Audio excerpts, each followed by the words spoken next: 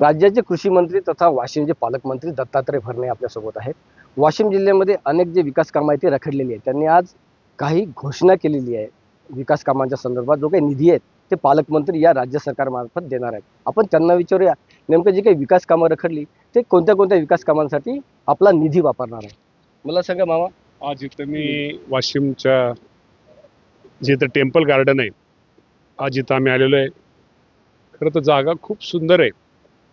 इथं पूर्वी मला वाटतं निधी टाकण्याचा प्रयत्न केला होता, परंतु आज इथं आम्ही आलेलो आहे.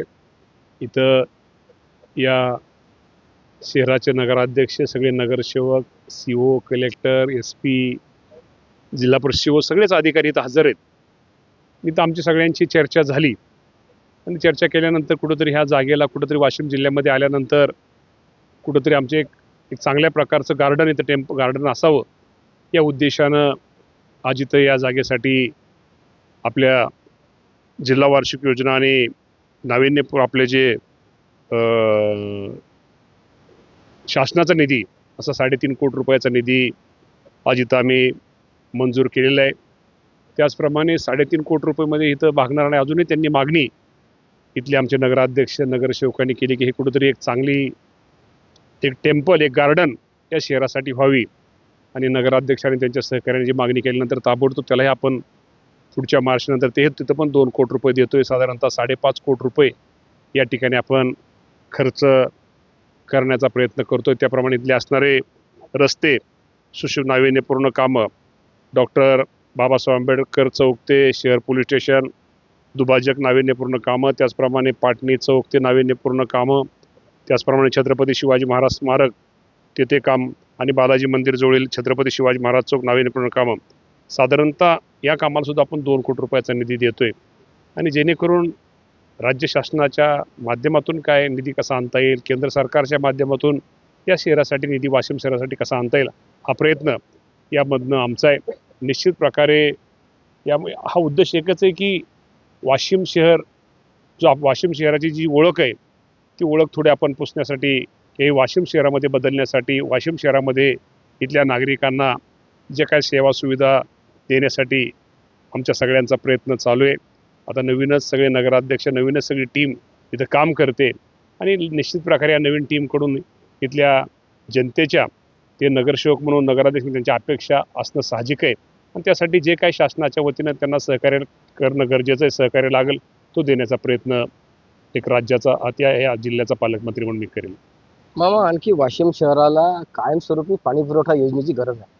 मुख्यमंत्री जेव्हा आले होते प्रचारादरम्यान तेव्हा त्यांनी सांगितलंय, कारण ही जी काही योजना आहे 20 वर्ष अगोदरची आहे ना आणि हा जिल्हा आहे आणि दिवसेंदिवस ती लोकसंख्या वाढत आहे.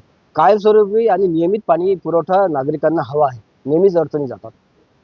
या बाबतीमध्ये तुमची मागणी इथल्या शहराची रास्त आहे. या बाबतीमध्ये काय करता येईल किंवा काय करणं गरजेचं आहे या राज्याचे मुख्यमंत्री देवेंद्र भाऊ फडणवीस आणि एकनाथजी शिंदे साहेब, अजितदादा पवार साहेब यांच्याशी चर्चा करून हा प्रश्न कसा निकाली लागेल आणि विशेषतः देवाभाऊ इथले शेजारचे असल्यामुळे त्यांनाही इथल्या प्रश्नाची माहिती असल्यामुळं त्या बाबतीमध्ये निश्चित प्रकारे एक पॉझिटिव्ह ते विचार या बाबतीमध्ये करतील आणि आपण पाणी फिल्टरचं मगाची नगराध्यक्ष साहेबांनी मला निवेदन दिलं की तिथं आपल्याला अर्जंट काम करणं गरजेचं आहे. त्यालाही लगेच ताबडतोब आम्ही DPTCतनं 50 लाख रुपये त्याला ताबडतोब देतोय की जेणेकरून इथं नागरिकांना एक त्यांना चांगल्या सुविधा मिळाव्यात. हीच खरं तर आमच्या सगळ्यांची एक भावना आहे. आता आपण कृषी मंत्री पण आहात. वाशिम जिल्ह्यामध्ये सर्वाधिक नुकसान झालं होतं पूरस्थितीमध्ये मागच्या पावसाळ्यामध्ये. तरी अनेक शेतकऱ्यांना अजूनही काही मदतही मिळाली नाही आणि त्यातल्या त्यात कृषी विभाग जो आहे त्यातील एका अधिकाऱ्याचं नुकतंच एक प्रकरण आलं होतं ज्यामध्ये निलंबन पण झालं. मात्र पोखरामध्ये मोठ्या प्रमाणात घोटाळा झाल्याचं काही दिसून येते. आपलं नेमकं कृषी विभागाच्या वर काही चौकशी वगैरे आणि चौकशी करण्यासाठी त्रयस्थ एजन्सीची गरज आहे, कारण तेच ते अधिकारी जर नेमले तर त्यातून काहीतरी सुटल्या जातात असं सांगितलं जातं. निश्चित प्रकारे या बाबतीमध्ये मी तुम्हाला सांगतो की राज्याचा कृषी मंत्री म्हणून आम्ही काम करतोय.